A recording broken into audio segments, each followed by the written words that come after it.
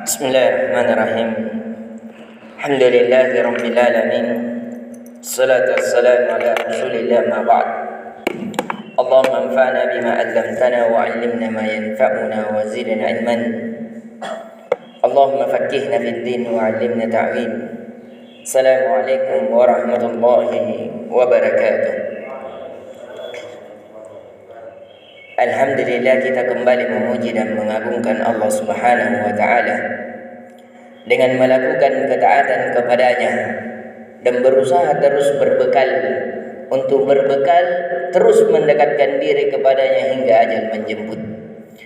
Dan di pertemuan kali ini alhamdulillah, semoga dengan bekal yang kita lakukan dengan bertafakkur fid din itu bisa menggapai ridha Allah Subhanahu wa ta'ala dan akhirnya kita diridhoi pula olehnya. Dan di pertemuan kali ini sebagaimana yang telah kita kisahkan kemarin tentang bagaimana Nabi sallallahu alaihi wasallam telah mengirim dakwanya ke seluruh pelosok negeri. Akan tetapi negeri Rum yang kita kenal Rusia itu membantahnya, bahkan merobek dari surah yang Nabi sallallahu alaihi wasallam kirimkan, yang akhirnya Nabi berperan dengan mereka di Syam yang jumlahnya 100 sampai 120 ribu orang melawan 30 ribu sampai 40 ribu pasukan dari kalangan kaum muslimin. Akan tetapi di kali ini kita akan mempelajari bagaimana keadaan kaum muslimin ketika menghadapi negeri Rum, yaitu Romawi yang kita kenal sekarang ini adalah Rusia. Pada saat itu ada 3 keadaan manusia. Keadaan yang pertama adalah orang yang beriman dan memiliki kemampuan berinfak di jalan Allah Subhanahu wa ta'ala dengan harta dan jiwa mereka. Maka dari itu Nabi sallallahu alaihi wasallam ketika ingin berperang Tabuk, di seluruh peperangan Nabi tidak ada yang Nabi langsung kabarkan kepada sahabat, tidak ada. Semuanya diperintahkan. Entah Umar yang mengumandangkan perang atau Bilal yang diperintahkan untuk naik di suatu bangunan. Akan tetapi pada perang Tabuk, Nabi langsung yang berkhutbah di depan para sahabat dan mengajak mereka agar berjihad di jalan Allah Subhanahu wa ta'ala. Ini bedanya yang menunjukkan keseriusan Nabi dalam berperang.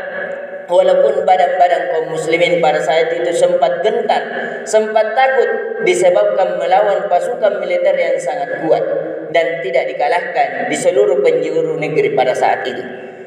Yang keadaan yang kedua adalah kaum muslimin, mukminin, akan tetapi mereka dalam keadaan lemah, tidak memiliki harta benda yang dia infakkan sehingga bisa berjalan, karena Tabuk ini 880 km jaraknya.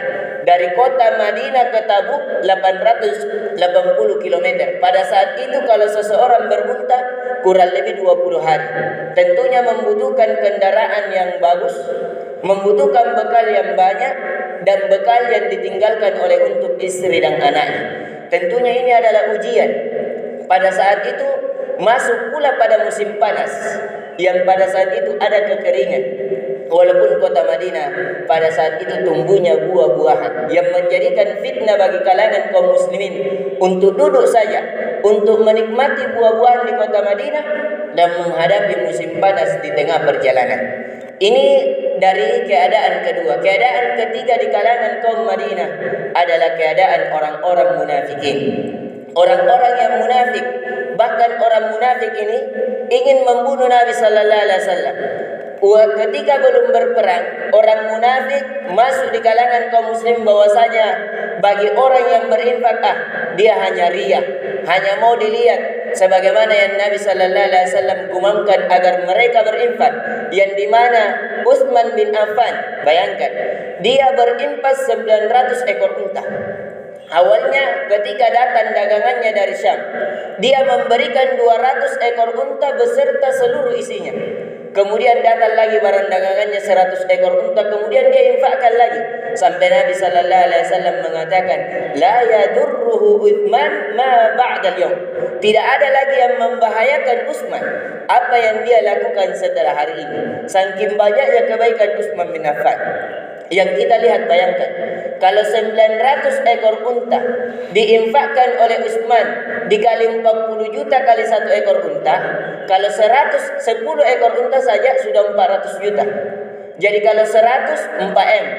Jadi kalau 900 berarti kurang lebih sama dengan 36M, 36 triliun. Ini baru untanya, ditambah 100 ekor kuda, ditambah lagi emas, yang dimana juga Abdurrahman bin Auf itu juga berinfak dengan 2000 uqiyah. 2000 uqiyah. Uqiyah ini adalah mata uang perak yang satu uqiyah sama dengan 40 dirham. Satu dirhamnya setara dengan 2,975 gram, hampir 3 gram.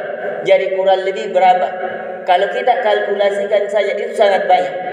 Jadi ini yang dilakukan oleh para sahabat dengan berinfak di jalan Allah. Adapun Abu Bakar, ketika dia berinfak, dia menginfakkan seluruh harta dan jiwanya. Jadi dia berinfak semuanya.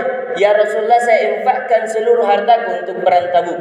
Dan begitu pula Umar datang yang mengira mengalahkan Abu Bakar, yang dia bersegera menginfakkan separuh hartanya, ternyata didahului oleh Abu Bakar yang menginfakkan seluruh hartanya. Jadi di sini kita bisa mengambil pelajaran tentang 3 keadaan. Ada yang mampu, orang-orang yang beriman, yang menginfakkan seluruh harta bendanya dan jiwanya di jalan Allah Subhanahu wa taala yang tidak terhingga jumlahnya. Yang kedua, ada orang mukmin akan tetapi tidak memiliki kemampuan. Akhirnya Nabi menolaknya. Kenapa? Karena orang pergi berperang bukan pergi berbunuh diri, yaitu tidak membawa bekal untuk anak dan istri yang ditinggalkan.